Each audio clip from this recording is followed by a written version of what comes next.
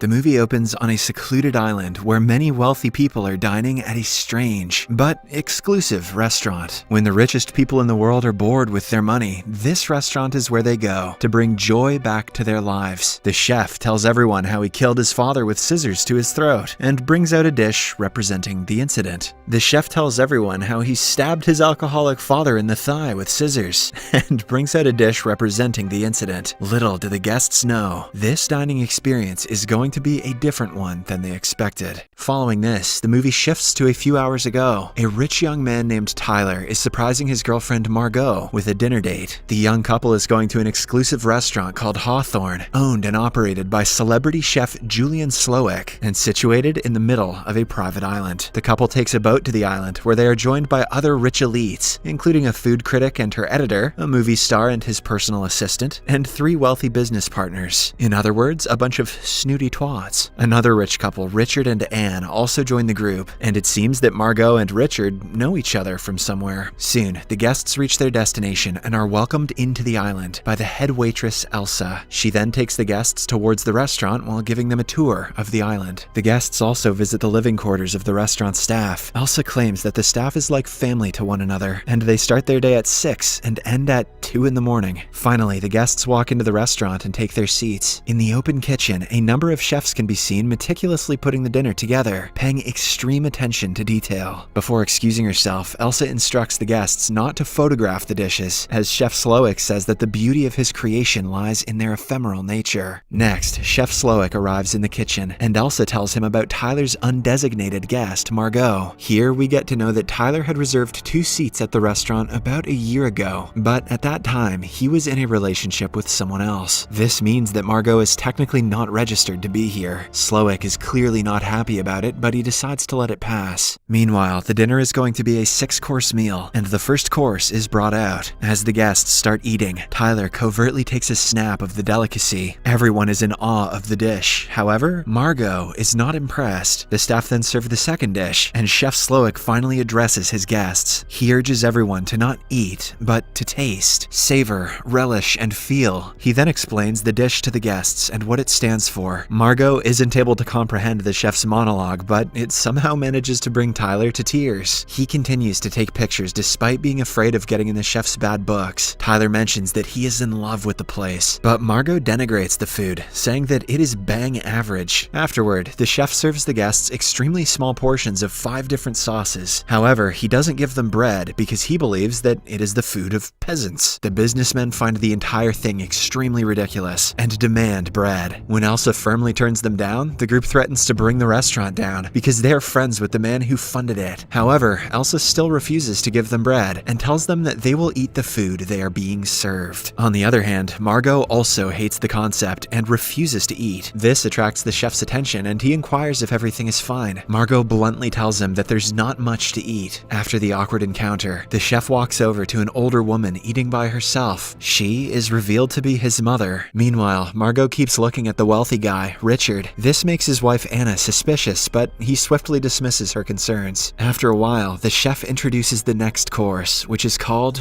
Memory. He then recalls the day his father came home drunk and got into a fight with his mother. Things quickly escalated and Slowik's father proceeded to strangle her with a telephone cord. However, in the nick of time, a young Slowik intervened by stabbing his father in the thigh with scissors. The guests find the story disturbing, but they brush it aside, assuming that it's fake, a bit of theater. Soon, they are served with house-smoked meat and tacos. Surprisingly, every single taco has an image printed on it, which will evoke strong memories among the guests. The food critic's tacos contain images of the restaurants she reviewed. The movie actor's tacos have a picture of his biggest flop. Similarly, the businessman's tacos have details of their illegal bank accounts. They immediately call Elsa and demand to know how the restaurant found these details, and they even threaten to shut the place down. However, Elsa refuses to reveal anything and walks away. Meanwhile, Anna's tacos have pictures of Richard and an unknown young woman. She orders him to explain, but Richard asserts that he has no idea what these photos mean. Looks pretty clear to me, Chief. Tyler's taco has a picture of him secretly taking pictures of Slowik's food earlier. He panics and wonders if he should go and apologize to Slowik. However, Margot is livid that the chef would even do something like that and insists on sending the food back to the kitchen. Tyler rudely orders her to stop acting like a child, reminding her that he's the one paying for dinner. This upsets Margot, and she walks away. In the washroom, the chef arrives and asks her who she is. She introduces herself as Margot, but Slowick keeps saying that she shouldn't be here tonight. Later, Margot returns back to her seat, and Chef Slowick proceeds to introduce his protege, Jeremy, who has apparently created the next dish. The chef momentarily compliments Jeremy, but suddenly changes his attitude and starts talking rudely. Slowick says that Jeremy can never be a great chef because he only wants to be an understudy. Just then, Jeremy commits the unthinkable. Everyone is shocked and horrified, but Slowick tells them that it is a part of the show. A while later, they return to their tables, but Richard insists on leaving. Elsa repeatedly requests that he return to his seat, but he refuses to listen. As a result, the restaurant staff grab him and chop off his ring finger, much to everyone's horror. The guests are then warned that they will receive a much worse punishment should they even think about running away and ruining the chef's meticulously planned dinner. This is when everyone starts to panic, but an unfazed Tyler continues to relish his meal.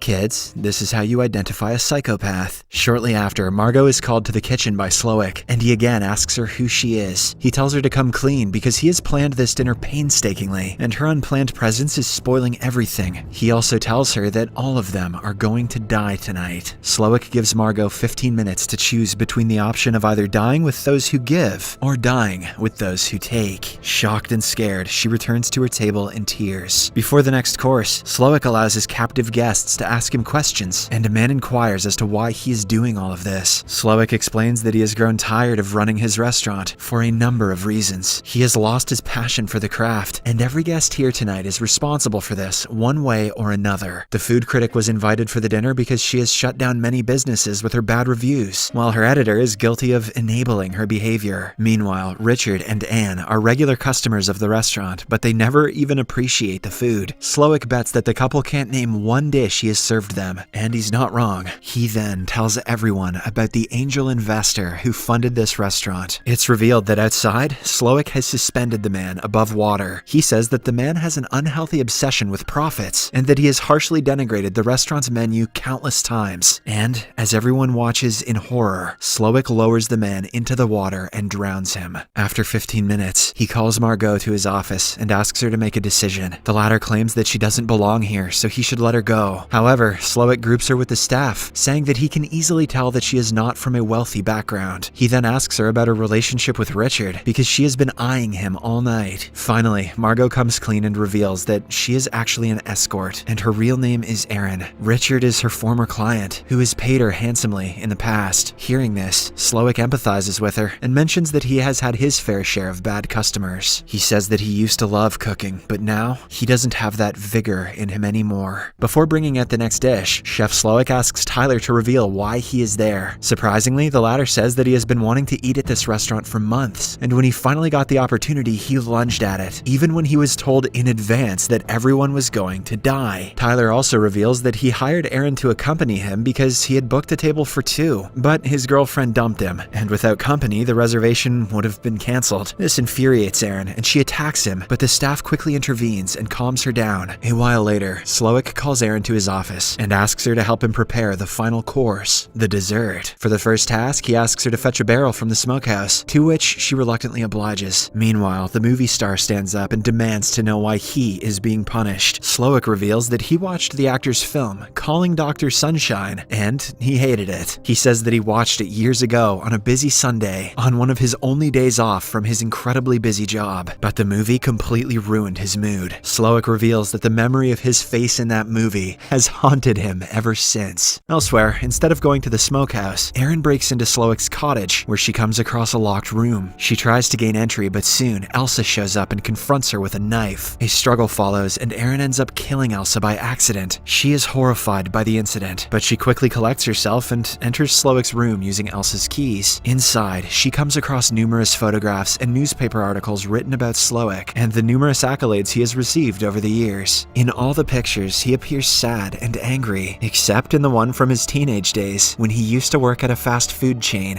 There, he used to make burgers, and he had won Employee of the Month. Next, Erin notices a radio in the room, and she uses it to alert the Coast Guard about everything. She then returns back to the restaurant with the barrel. Slowick again sits Erin down and explains that he's doing all of this because a chef is supposed to serve great food to the customers, but people don't want great food. They want an experience. Because of this, many chefs don't do their work with love, but under pressure, and as a result, the chef's art gets sidelined. Soon, a Coast Guard arrives, and before letting him into the restaurant, Slowick warns everyone against ratting him out. The officer tells Slowick that he received a complaint about multiple murders in this place, but the cunning chef replies that everything is fine here. Cunning indeed. Just then, the officer recognizes the movie star and asks for his autograph. The latter happily obliges, but instead of a signature, he writes, "Help me." As he is leaving, the Coast Guard notices this, so he pulls out his gun and threatens to shoot the chef. Finally, all the guests breathe a sigh of relief, and they proceed to tell everything to the officer. Unfortunately, it's revealed that the officer is actually holding a fake gun. Slowick then reveals that the officer is one of his chefs, posing as the Coast Guard. He also tells Erin that he's aware that she tried to call for help. Slowick then proceeds to serve the final course, but Erin quickly comes up with a plan. She announces that she didn't like his food and wants to send it back. This upsets Slowick, and he demands to know why she didn't like his food. Erin responds that he has taken the joy out of eating, and that everything he has served was an intellectual exercise, rather than something someone would want to sit and enjoy. She says the food tastes like it wasn't made with love. At last, Erin mentions that not only has he failed, but he has also bored her, and she's still hungry. This bruises the deranged chef's ego, and he asks her what she wants to eat. Erin uses the opportunity to demand a traditional American cheeseburger with some fries. Taken aback, Slowick quickly moves to the kitchen and starts cooking. While he is at it, he is reminded of his younger days, when he was much happier and jolly. After a while, the burger is ready, and he serves it to Erin. Surprisingly, she absolutely loves it, and finally praises his food. This makes him the happiest he has been in decades. Erin then tells him that her eyes were bigger than her stomach, and he has served her more food than she can eat, and asks him if she can get the rest of the burger to go. Slowick briefly thinks to himself and agrees to parcel the rest of her food. Erin is internally relieved, and she pays for the burger with a small tip before leaving. On her way out, she briefly pauses to look at the other guests, wondering if she can leave them to die, but Anna encourages her to go and save herself. After Erin leaves, Slowick thanks everyone for dining at Hawthorne, and reveals that each one of them represents the destruction of his art and his life. Now, they get to be a part of it, part of what he considers to be his masterpiece. Slowick and his team of chefs then prepare the final dish, making each guest, all of whom have finally accepted their fate, a part of it. He dresses them all as s'mores, the most offensive food ever created, and at last he lights everyone, including himself, on fire. Meanwhile, Erin gets away from the island on a boat as Hawthorne burns down in flames.